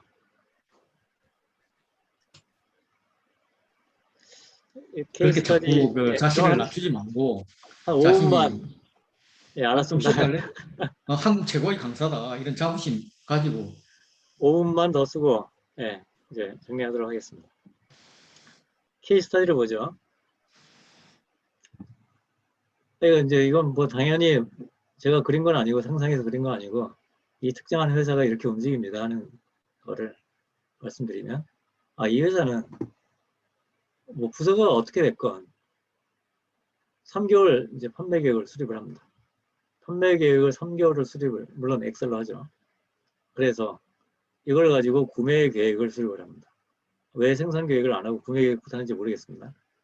그래서 이걸 가지고 생산 관리에서는 판매 계획과 구매 계획을 가지고 생산 계획을 수립을 하죠. 그리고 생산 계획을 수립한 걸 가지고 원자재 발주가 나가는 게 아니라 판매 계획 가지고 또 원자재 발주까지 나갑니다. 그러면 이 생산 계획이 수립된 거는 외주 업체에서 그걸 진행을 합니다. 그래서 외주 업체에서 생산을 진행을 하면 원자재 발주가 나간 게 외주 업체로 가서 여기서 생산이 이루어지고 그게 창고로 들어오면 납품하는 그런 프로세스입니다. 쉽게 얘기하면 생산은 외주입니다. 이제 그런 거죠. 그런데 메인리 이제 월 계획으로 움직이더라 그런 거고 이 프로세스가 중간에 뭐 이렇게 가는 거는 나름대로 사정이 있었겠죠. 그래서 크게 보면은 이게 만슬리 프로세스를 하게 되면 당연히 이제 굉장히 많은 문제가 일어나게 되죠. 누차 말씀드렸지만은 한 달에 한 번 계획을 세우면 한 달 동안은 이 계획대로 살기 위해서 바깥하고는 단절된 상태로 살아가겠다는 의미하고 똑같습니다. 영업이 한 달에 한 번 판매 계획을 세우면 한 달 동안의 변화는 고객 변동, 마켓 변동, 그런 시장 변동 같은 것들은 우리 회사 내부에 그게 연결이 안 되는 거죠. 한 달 동안. 생산 마찬가지죠. 한 달 계획을 가지고 살면 한 달 동안 사는 거죠. 업데이트가 되지 않고. 그래서 그런 회사에서는 긴급 주문부터 해서 굉장히 이벤트가 많이 발생을 합니다. 전화, 이메일, 혹은 직접 현장에 뛰어가서 이거 해달라고 요청하는 뭐 그런 일들이 많이 발생해서 바빠집니다. 아주. 그래서 그런 것들은 이건 좀 뭐 프로세스를 위클리 베이스로 한번 맞춰봐야 될 필요가 있겠다. 왜냐하면 이제 고객 오더에 대한 납기, 지연 이런 게 너무나 많이 발생하기 때문에 IT 시스템도 보니까 ERP를 뭐 거의 활용하지 않아요. 엑셀로 일을 다 하는 거죠. 정물 이치가 안 됩니다. 그러니까 심지어 재고가 시스템에 이만큼 있는데 창고에 가보면 뭐 다른 수치의 다른 재고 수량이 다르죠. 틀립니다. 10개 있다고 했는데 20개나 있고 5개밖에 없거나 이게 제대로 안 되면 이거 어떻게 체계를 수립할 수가 없습니다. 가장 기본이 되는 게 안 되는 그런 회사라고 보면 되고요. 성과 관리 당연히 이제 안 되고 있고 S&OP 다른 게 안 되는데 이게 제대로 되겠나요? 안 되죠. 그래서 여기에 대해서 대응 방안을 이제 쭉 적으면 굉장히 상세하게 많이 적을 수 있으나 X젠 전부 다 막 얘기하는 거 똑같아요. 그래서 좀 종합해서 이 회사에 이제 간단한 프로세스는 이렇게 하는 겁니다. 그래서 수요 계획이 세워지면 위클리로요. 이 수요 계획을 바탕으로 생산 계획이 수립이 돼야 되고요. 이때 생산 계획이 수립이 될 때는 포캐스트뿐만이 아니라 고객 주문을 같이 감안해야 된다. 그 다음에 원자재에 대해서 비지빌리티를 확보한 다음에 원자재가 확보가 안 돼 있으면 생산 계획 수립 못하는 거죠. 그래서 생산 계획을 좀 더 피지빌리티를 높여서 수립을 하게 되면 이걸 가지고 S&OP 때 확정 짓고 나면 그때 구매 발주가 나가면 되고요. 확정 짓고 나면 그때 외주 업체에 이게 나가면 됩니다. 그래서 외주 업체에 나가면서 외주 업체의 원자재를 같이 공급을 해주면 되는 거죠. 그 계획에 맞춰서. 그럼 외주 업체는 원자재를 받아서 생산 실행해서 납품하는 뭐 이런 식으로 전체 큰 체계를 잡고 그래서 위클리 프로세스가 바탕이 돼야 되고 그래서 이렇게 살아보니까 계획 대비 실적이 어떻더라 하는 게 체크가 돼야 되고 체크를 하기 위해서는 그런 조직이 운영이 돼야 됩니다. 물론 IT 시스템이 개선할 게 한두 개는 아니지만 하다못해 엑셀로 일들을 하더라도 이러한 것들이 체계가 좀 잡혀야 합니다. 뭐 그런 의미로 이해를 하시면 됩니다. 이건 아까 말씀드린 뭐 수요계획 이거 만슬리 프로세스가 아니고 만슬리 버킷 얘기입니다. 버킷. 그래서 다음 달에 100개를 어떤 제품 100개를 팔 거다라고 수요계획을 세우면 이 100개를 언제 판다는 얘기인지 모르잖아요. 월 초에 판다는 얘기인지 월 말에 판다는 얘기인지 그럼 공급 계획은 이 월이 시작되기 전에 100개를 만들어 놔야 되죠. 영업이 그대로 팔겠다고 했다고 하면 그러면 100개 동안 재고에 부담이 있게 되고 그래서 만슬리 버킷으로 가져가는 의미는 회사의 어떤 그런 걸 굉장히 좀 악화시키는 거죠.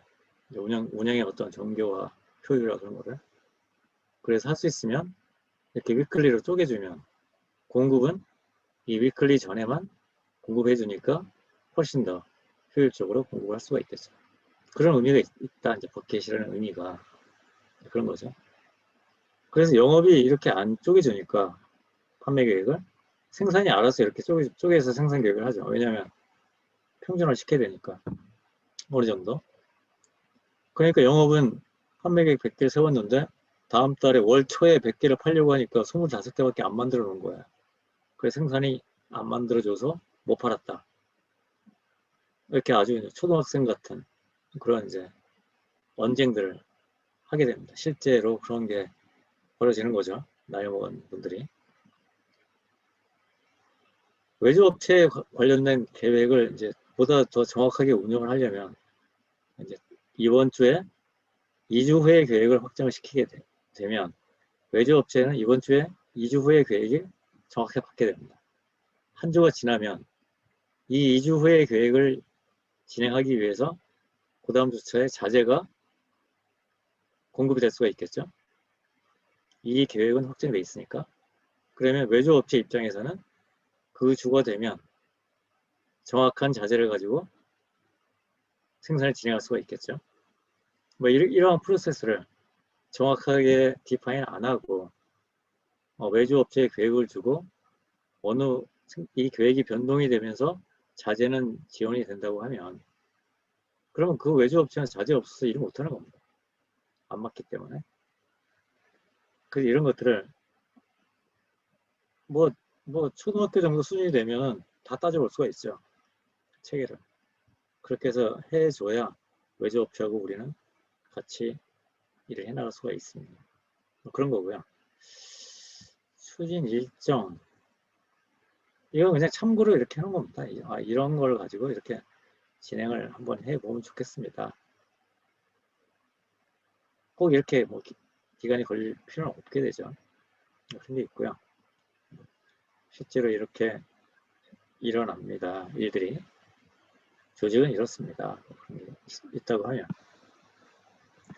마지막으로 이제 정리해 놓은 게 체크리스트입니다. 체크리스트는 우리 회사는 지금 어떻게 하고 있는지 한번 하나씩 항목별로 좀